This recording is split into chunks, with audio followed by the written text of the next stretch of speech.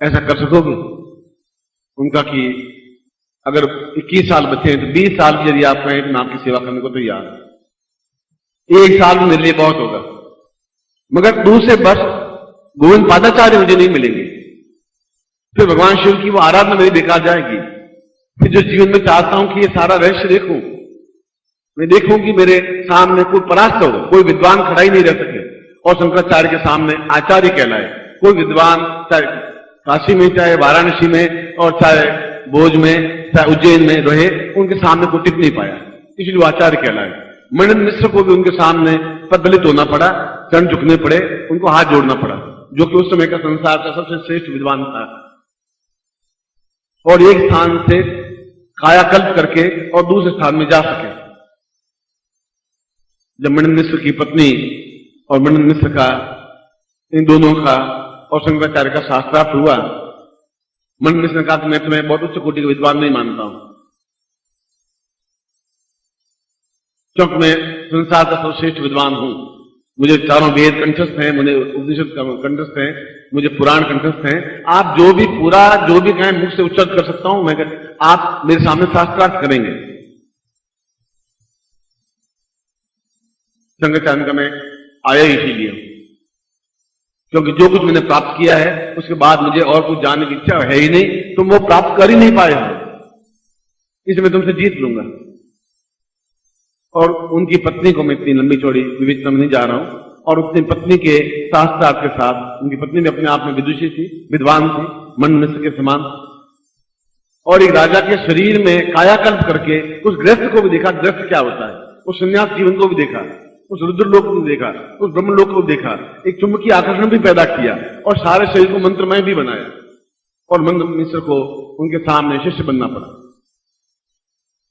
पूरे आर्यावर्त में, पूरे भारतवर्ष में अकेला ही व्यक्तित्व बना, एक व्यक्तित्व। आज भी हम कहते हैं कि शंकर भाष्य जैसा ग्रंथ बन ही नहीं सकता, अगले 1000 साल तक नहीं लिखा जा सकता, शंकर जैसा व्यक्तित्व वापस पैदा नहीं हो सकता। ये क्या चीज है? ये हम तक कब तक घिसे रहेंगे, कब तक घिसे पिटे रहेंगे? कब तक एक साथ पूरे इन सारे ज्ञान और चेतना को एक साथ कैसे देंगे? आपने खुद आज 45 साल की उम्र में, 50 साल की उम्र में आपने पोथियां पढ़ी, लिखा कि 7 चक्र मूलाधार, सहस्रार, स्वाधिष्ठान और राज्य चक्र और सहस्रार चक्र, तो जागृत एक भी हुआ नहीं। और हजारों लोगों ने कुंडली जागरण करने की क्रियाएं शुरू कर दी। मगर क्या गोविंद पादाचार्य गलत थे? क्या शंकर भाष्य गलत है? उन्होंने कहा कि मैं तुम्हें अद्वितीय बनाऊंगा, मैं बताऊंगा कि तुम अपने शरीर को दूसरे शरीर में परिवर्तित कर सको, मैं तुम्हें बताऊंगा किसी भी व्यक्ति को, रोगी को बिल्कुल वापस जीवन दे सको, मैं तुम्हें बता सकता हूं कि पूर्ण संजीवनी कैसे कहते हैं, मैं संजीवनी विद्या तुम्हें सिखाऊंगा। मैं तुम्हें बता सकता हूं कि एक क्षण में एक स्थान से दूसरे स्थान पर जा सके, वहां देख सके और उस काल को देख सकें कि 2 जन्म जीवन पहले, 5 जन्म जीवन पहले क्या था और आगे के 5 जीवन पहले क्या है, 2 घंटे बाद क्या घटना घटित होने वाली है और मुझे क्या करना है। और सारा वेद, सारा पुराण, सारा उपनिषद, सारे मंत्र, सारी साधनाएं अपने आप में तुम्हारे शरीर में समाहित हो जाए। मगर यह होगा सिद्धार्थ दिवस के अवसर पर। आप शंकर भाष्य पढ़ना, देख लें आप। और आज सिद्धार्थ दिवस है और मैं निश्चय किया था कि 2 दिन केवल आपको घुमाऊंगा, कभी काली साधना कराऊंगा, भुवनेश्वरी साधना कराऊंगा, चिन्मत्ता साधना करवाऊंगा। विचार यही लेके शुरुआत हुआ थी। पहले दिन अगर डायरी पढ़े तो आप देख लीजिए, एक धूमावती साधना करवानी, एक चिन्मत्ता साधना करवानी, एक बगलामुखी साधना करवानी, 3 दिन खत्म हो गए तो पूर्ण होती करवा दूंगा। मैं फिर सिद्धार्थ दिवस जब सुबह सुबह याद आया, अभी जब संन्यास शिष्यों के पास में गया जानस में, उन्होंने कहा कि हमें तो केवल 108 कुंडली जागरण की दीक्षा दी थी, इसके अलावा हमें कुछ चाहिए ही नहीं आज, क्योंकि आज का दिन अपने आप में वापस जीवन में आ ही नहीं सकता, संभव ही नहीं है। और यदि वही हम प्राप्त नहीं कर पाए तो फिर हम 20 साल से 30 साल से केवल आपके नाम के अलावा कोई स्मरण ही नहीं कर रहे हैं, कोई साधना नहीं कर रहे हैं। इसीलिए मुझे वो क्लिक हुई, वो बात घटना घटी कि अगर उनको मैं दे सकता हूं ये साधना, मैं घंटे बर्बाद देता हूं, तो फिर मैं गृहस्थ शिष्यों में क्या कमी उनको क्यों नहीं दूं? आप में क्या कमी है, उनमें क्या विशेषता है?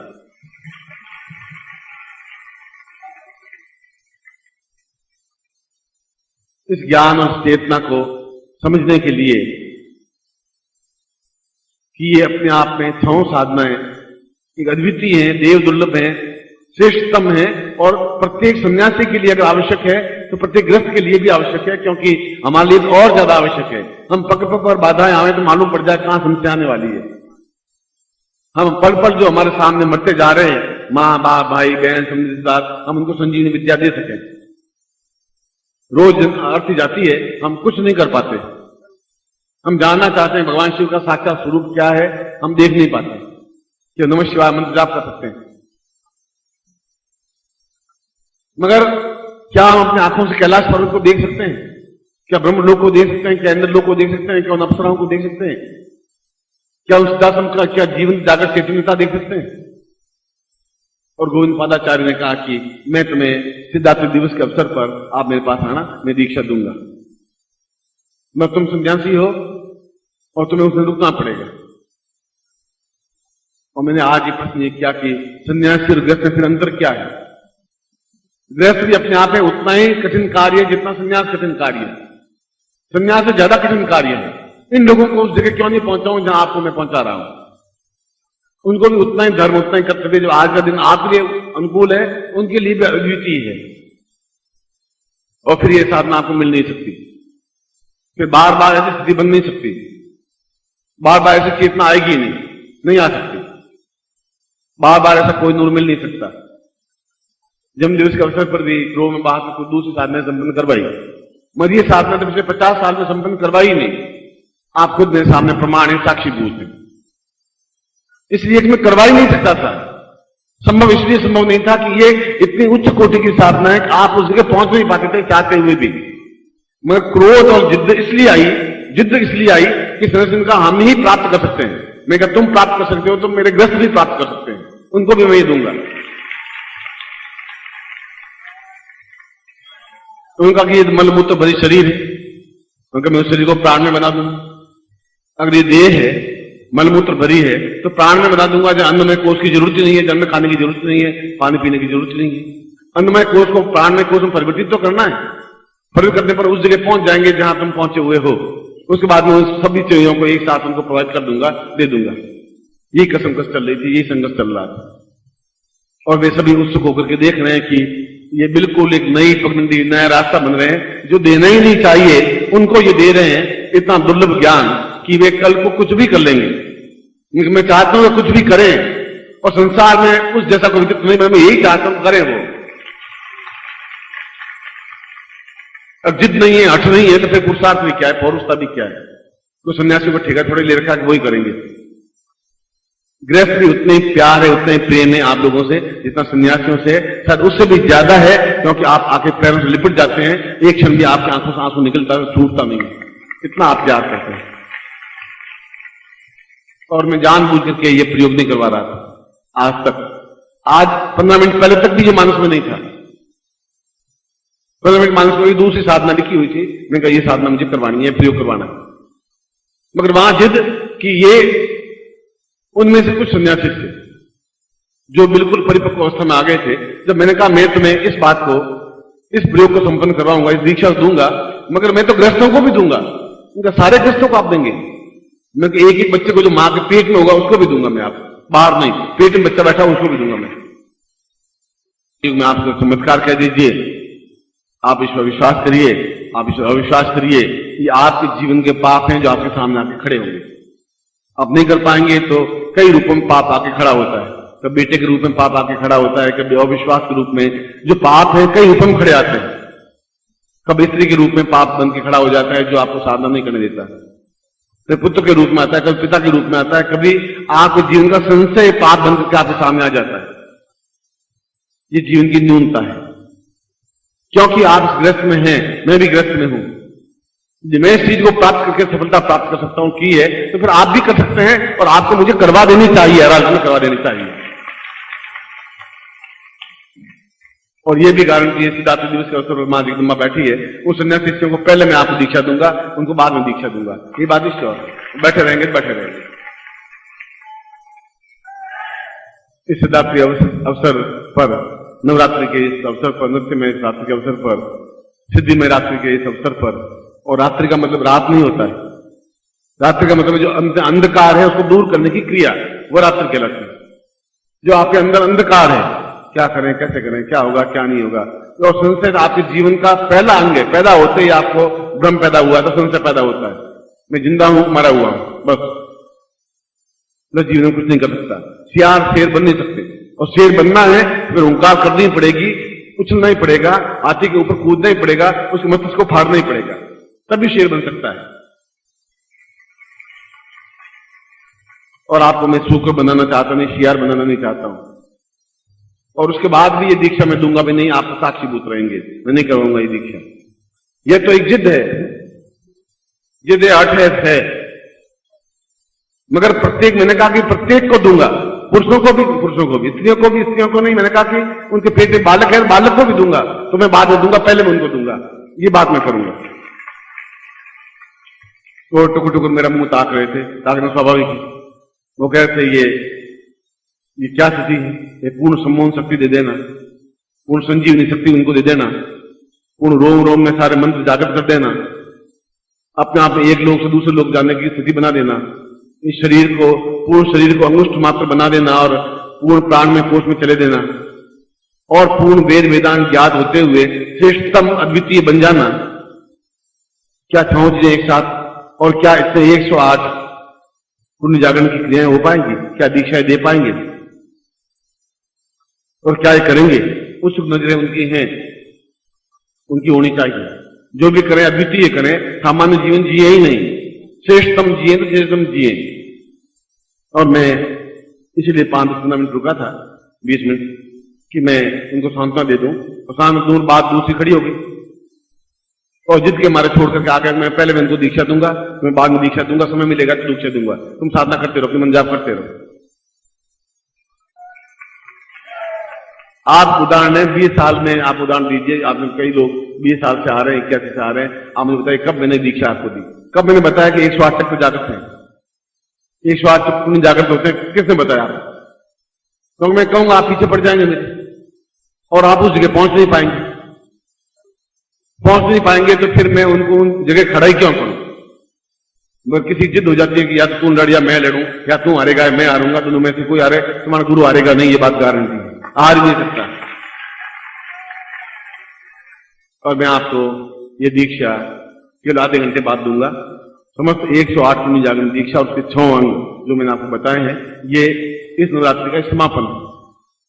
उसके बाद मुझे कोई दीक्षा देने की आवश्यकता शायद कम रहेगी, देख लूंगा। मगर आपके पूरे जीवन का, इस नवरात्रि का नहीं, इस आज के दिवस का नहीं, पूरे जीवन का सन्यासियों, योगियों, और चाहे हिमालय में बैठे हुए, सिद्धार्थ में बैठे हुए योगियों के लिए भी ये चीज प्राप्त नहीं हो सकती, संभव नहीं है। जहां प्रत्येक रोम का बाल छोड़े मंत्र निकले, ऐसा पॉसिबल नहीं हो, संभव नहीं है। और नहीं है तो फिर मैं संभव करके दिखाऊंगा। जो संभव नहीं है वही तो करके दिखाना है, वही तो चीज कर दिखाना है। वो कह रहे हैं गृहस्थ तो बिल्कुल मलमूत्र भरे हैं, मलमूत्र भरे तो देह से प्राण में कर देंगे, फिर मलमूत्र भरे कर रहेंगे कहां? न पीने को पानी की जरूरत है, न खाने की जरूरत है, प्राण में कोष में चले जाएंगे, फिर तुम क्या करो? खैर, ये पूरा जीवन एक जिद पे जिंदा रहा, एक संघर्ष पे जिंदा रहा, एक निश्चय पे जिंदा रहा।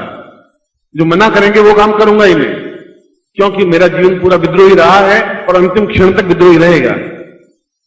जाए तो एक अद्वितीय चीज लेके जाए, ऐसा दुर्लभ चीज लेके जाए कि किसी योगी को, यति को, सन्यासी को, तांत्रिक को, गुरु को पूछे तो वो टुकुर टुकुर ताकता रहे कि ऐसा कैसे संभव हुआ, ये कहां है?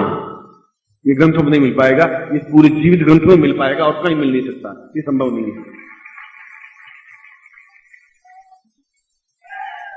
और मैंने कल भी कहा था कि आपको अद्वितीय बनाना है, आज फिर कह रहा हूं कि आपको अद्वितीय का मतलब आपके समान दूसरा नहीं है, अद्वितीय।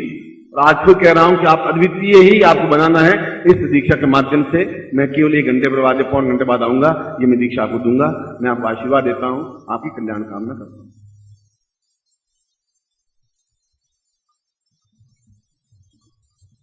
तथायुर्वदेवम् दीक्षा स्वरूपम् भवतां प्रियेवं देयं सदेहम् गुरोर्वतां पूर्णमदैव तुल्यम् श्रद्धा सतां ज्ञानवदैः तुल्यम् मैं उसी गोविंद पादाचार्य के श्लोक को आपके सामने रख रहा हूं कि शिष्य तभी सफलता और पात्रता प्राप्त कर सकता है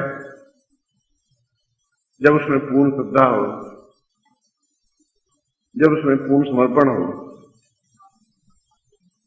जब अपने आप में पूर्ण रूप से गुरु में विसर्जित कर दे, अपना कोई व्यक्तित्व रखे नहीं और निरंतर गुरु की सेवा में रहे। ऐसा होने पर ही सफलता प्राप्त होती है, क्योंकि फिर उसके जीवन में और कोई स्थान नहीं होता और सारे जीवन के कार्य केवल इसी श्रद्धा, विश्वास, समर्पण और निरंतर सचेष्ट गुरु कार्य में संलग्न अगर साधक रहता है, शिष्य रहता है, तो उसकी सफलता में कोई संदिग्धता नहीं रहती, कमी नहीं रहती, कोई न्यूनता नहीं रहती। इसलिए शिष्यता भी वैसी होनी चाहिए, गुरुत्व भी वैसा होना चाहिए। गुरु भी उसको अपने जीवन में अपनाए, उसको ज्ञान दे, चेतना दे, उसको जहां बाधाएं, अड़चने आवे, कठिनाइयां आवे, दूर करे और उसके बाद जब देखे कि वो वास्तव में योग्य है, दीक्षा देने से पहले भी, दीक्षा देने के बाद भी, क्योंकि शिष्य और गुरु एक ही शब्द हैं, दो अलग अलग शब्द नहीं हैं। न इसमें भेद किया जा सकता है। यह गुरु स शिव प्रोक्त, यह शिव स गुरु स्मृत, तस्या भेदेन भावेन स याति नरकांगति। ऐसा व्यक्ति सफलता नहीं प्राप्त कर सकता जो अपनी पूर्ण श्रद्धा को खोले। जब श्रद्धा चूकी, वहां अपना सारा ज्ञान चूका, वहां दीक्षा चूक गई। जहां समर्पण चूक गया, फिर दीक्षा का कोई प्रभाव रहेगा ही नहीं। जहां अपने आप को पूर्ण समर्पित होने की क्रिया चूक गया, जहां पर विश्वास चूक गया, जहां पर न्यूनता आ गई, वहां आपको दिया हुआ सारा ज्ञान अपने आप में विस्मृत हो जाता है, समाप्त हो जाता है, उसका कोई लाभ नहीं रह पाता। इसलिए कहा है कि गुरु के बारे में भी कठोर नियम बनाए गए हैं कि वो अपना ज्ञान पूरी तरह से दे। और शिष्य के लिए भी नियम बनाए गए हैं कि वह पूर्ण श्रद्धा और सम्मान, समर्पण और श्रेष्ठता के साथ में निरंतर जीवन पर्यंत उसके मन में एक ही चिंतन, एक ही ध्यान और एक ही कार्य, जिसे गुरु कार्य कहते हैं, उसी में रत रहने पर, उसी में संलग्न रहने पर, उसी क्रिया को करने पर उसे पूर्ण सफलता का आभास होता है, पूर्ण सफलता मिल पाती है। और कभी कभी असफलता अगर नहीं मिलती है तो समझना चाहिए कि हमें देवताओं में विश्वास में न्यूनता आई है, अपने आप पे न्यूनता आई है, मंत्र पर न्यूनता आई है, गुरु पर, गुरु के प्रति विचारों में न्यूनता आई है, हमारी श्रद्धा में न्यूनता आई है, हमारे समर्पण में न्यूनता आई है। यह जीवन की एक ऐसी पगडंडी, एक ऐसा रास्ता है जहां केवल श्रद्धा, विश्वास और समर्पण के सहारे चला जा सकता है। यहां पर दूसरी कोई युक्ति काम नहीं करती और जीवन के अंतिम क्षण तक वह ये तीनों चीजें रहे। जीवन के अंतिम क्षण तक वह बराबर सचेत 24 क्षण, 24 घंटे और प्रत्येक क्षण वह गुरु सेवा में व्यतीत करे। और ऐसा ही जीवन जीने पर किसी भी प्रकार की साधना में, किसी भी प्रकार की दीक्षा में पूर्णता प्राप्त हो सकती है। मैं उन भगवत्पाद के श्लोक के माध्यम से यह स्पष्ट करना चाहता था कि शिष्यता क्या है। यह ने बताया कि कई ग्रंथ, कई श्लोक, कई विद्याएं लोप हो गई, यह भी बताया कि आप निरंतर सचेष्ट और निरंतर कार्यरत रहेंगे तो निश्चय ही जो बताया है उसमें सफलता आपको प्राप्त हो पाएगी। मगर आपको अपने पैरों पर खड़ा होना पड़ेगा, आप अपने आप को पूर्ण बनाना पड़ेगा, क्योंकि पूर्णमदः पूर्णमिदं पूर्णात् पूर्णमुदच्यते पूर्णस्य पूर्णमादाय पूर्णमेवावशिष्यते। शिष्य तभी पूर्ण हुआ जब अपने आप में कुछ रखे नहीं, सब कुछ न्यौछावर कर दे। खाली दिए में तेल भरा जा सकता है, जो पहले से भरा हुआ है अभिमान से, घमंड से, क्रोध से, लोभ से, मोह से, उसमें और किसी प्रकार के तेल की बूंद नहीं डाली जा सकती। न उसमें अवज्ञा चलती है, न आज्ञा उल्लंघन चलता है, न निम्न पात्रता चलती है, न न्यूनता चलती है, और न समर्पण में किसी प्रकार की कमी चलती है। ये संभव हो ही नहीं। ऐसा जीवन का दृढ़ निश्चय हो, और जीवन का दृढ़ निश्चय नहीं हो, ये कार्यान्वित हो, क्योंकि कार्यान्वित होने पर ही वह चीज आप अपने जीवन में प्राप्त कर सकेंगे जो जीवन के प्रारंभ से लगा करके आज तक, चाहे कोई भी साधना हो, चाहे कोई पारिवारिक कार्य हो, चाहे कोई भी दीक्षा हो, चाहे जीवन का कोई भी क्षेत्र हो, आप उसमें पूर्ण तन्मयता के साथ में आप उसमें संलग्न होना पड़ेगा, लगेंगे। और ईश्वर से प्रार्थना करता हूं कि आपका जीवन ऐसा बने जिससे कि आप पूर्ण रूप से सफलता प्राप्त हो सके। ऐसा ही मैं आपको आशीर्वाद देता हूं, कल्याण कामना करता हूं। वे साधक जिन साधक के नाम लिखवाया था, जिनके पास पैकेट हैं, वे इस पैकेट को खोल दें और खोल करके खड़े हो जाएं। मैं उनको ये प्रयोग संपन्न करवा देता हूं। हाथ जोड़ दें सबसे पहले। विघ्नेश्वराय वरदाय स्वरप्रियाय लंबोदराय सकलाय जगद्धिताय नागाननास्त्यभूषिताय गौरीसुताय गणनाथ नमो नमस्ते। भगतात्मास्म पराय गणेश्वराय सर्वेश्वराय सुखदाय सुरेश्वराय विद्याधराय विकटाय च वामनाय भक्त प्रसन्न वरदाय नमो नमस्ते। नमस्ते ब्रह्मरूपाय विष्णुरूपाय नमः। नमस्ते रुद्ररूपाय करिरूपाय नमः। विश्वरूपस्य रूपाय नमस्ते ब्रह्मचारिणे भक्तप्रियाय देवाय नमस्तुभ्यं विनायक। लंबोदर नमस्तुभ्यं सुतं मोदकप्रिय निर्विघ्नं कुरु मे देव सर्वकार्येषु सिद्धिदा। श्रीमन्महागणाधिपते नमः। लक्ष्मीनारायणाभ्यां नमः। उमामहेश्वराभ्यां नमः। सचिपुरंदराभ्यां नमः। मातृपुत्र चरणकमलेभ्यो नमः। इष्ट देवताभ्यो नमः। कुल देवताभ्यो नमः।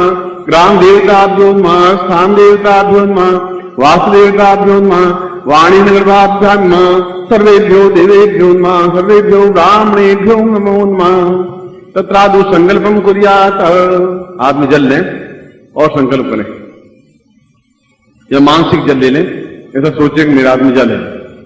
ओम विष्णु भागवत से भगखंडे जम्मू दीपे शालिवान साके बुद्धावतार संसे समको समता 2054 नाशमा से श्री शुक्ल पक्ष आस्तुत्यायाम अस्मिनासे पाठ संभवं दक्षिणा सरकार सहनम शकलमन इप्सित कामना सिद्धतम लोके वसे भारत द्वारे सर्वत्र यशा विद्या लाभादि प्राप्तम सभार्य सपुत्र सवान्वस्य अखिल कुटुंब सहितस्य सबसो समस्त भय व्याधिराम मृत्यु प्रहाराम आयु आरोग्य तथा मम अमुक गोत्रोत्पन्नो हम अपना अमु शर्मा हम ताम पूर्णत्व एतोस्मानम भगवती दुर्गा समता एतोस्मानम नव दुर्गायाम पुरा सवन सहिताम तुभ्यम संपर्दे। मानसिक रूप से यज्ञोपविधान कर ले। यज्ञोपवितम परमं पवित्रम प्रजापति दिया सहजम पुरुषात् आयुष्यम प्रतिमुशब्दम यज्ञोपवितम यामी। अब माला जो है वो अपनी माला हाथ में ले ले, दाहिने हाथ में, बाकी बाएं हाथ में रहने दीजिए सामग्री को, केवल माला हाथ में लीजिए। माला को मंत्र चेतन कर रहा हूं। ओ माले माले महामाई सर्वशक्ति स्वरूपिणी चतुर्वर्ग स्थित तस्मान विश्राम भवा पूर्ण मालाया मम पूर्णत्व सिद्धि प्राप्ति हेतुस्मानम सक्रेगलनादम दीर्घक्षाम मतुस्मानम स चिंत्यामि पूर्णत्वाल देवेशुम दापुरा सा सिंधु हेतुस्मानम सक्रेगलनादाम दिगा सा सभ्यम संपर्दे। अब गले में इसको धारण कर लीजिए।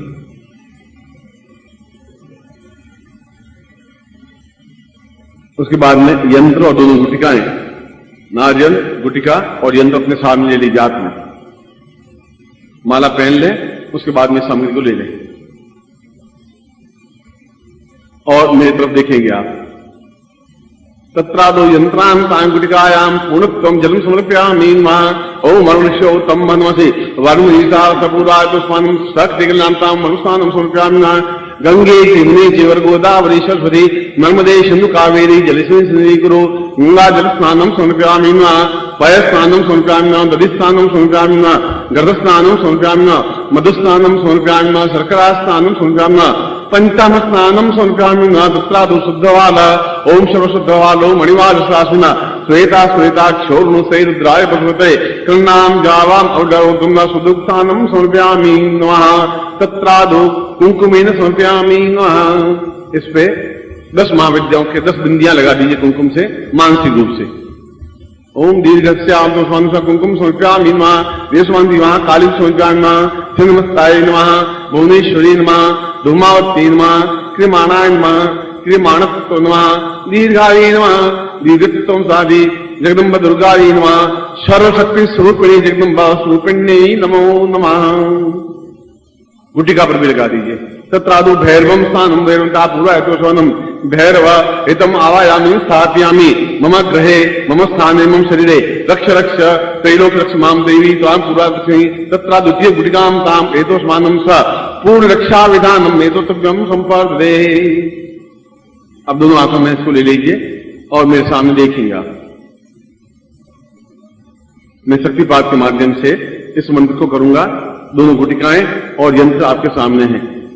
ओम दीर्घवतो सालम वा पूर्वाताशक्रियांतम प्रवृत्तां पूर्वासा दीर्घा अरोस्मानम से गंताम नवासंता सहस्रमूर्तये सहस्रपादाक्षरुर्भावे सहस्रनाम्ने पुरुषाय शास्त्रे सा चिंतामि के तोर्जेत्वां वायुदेवो व सविता पर्पयतु श्रेष्ठमाय कमणाप्रियंद्राय भागं प्रजा पतिरं नीवाय क्षमामपि गोसतगोदा अस्मिन् गोपतोस्या तपवीर यजमानस्य पशुं पाहि ओम पूर्णां बलिपरां पत सुपूर्णां पुनरापत प्रज्ञागमो जगुं सरकतोः तां दीर्घेशां तो स्वामिम् समस्त शिष्येणाम् अमुक गोत्रोत्पन्नोऽहम् अमुक शर्माहम् तां पूर्णत्व प्राप्ताय सैतत्यं परिपूर्णा 10 महाविद्या युक्तं दुर्गा सहितं सातव्यम रक्ष परिवार रक्षक समस्त जीवन रक्षक समस्त सिद्धि प्राप्तम सातव्यम संपर्दे।